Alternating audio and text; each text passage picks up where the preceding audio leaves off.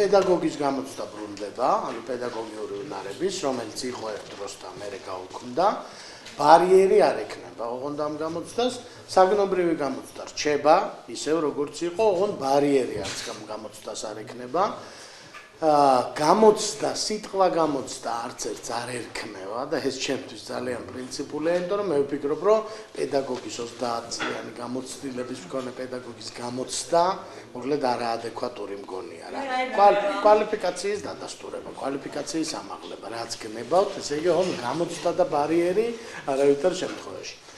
გარდა ამისა, ამორის გარდა, ანუ პედაგოგიური უნარებისა და საგნობრივი უნარების გარდა აუცილებლად იქნება კომპონენტი, რომელიც შეეხება მშობლებთან მუშაობას, ეს ძალიან მნიშვნელოვანი სიახლე იქნება, ანუ ის მასწავლებლები, რომლებიც ნებაყოფლობით აირჩევენ მშობლებთან ინდივიდუალურ რეჟიმში, რომ მეტად იმუშაონ, მეტი დრო დახარჯონ, ამაში მიიღებენ კრედიტებს. ასევე გვექნება კომპონენტი, რომელიც უკავშირდება სპეციალური საჭიროების მქონე ბავშვებს, ის მასწავლებლები ისევ ნებაყოფლობით, ვინც აირჩევს ამ ბავშვებთან მეტი საათი გაატაროს, ამაში მიიღებენ კრედიტებს.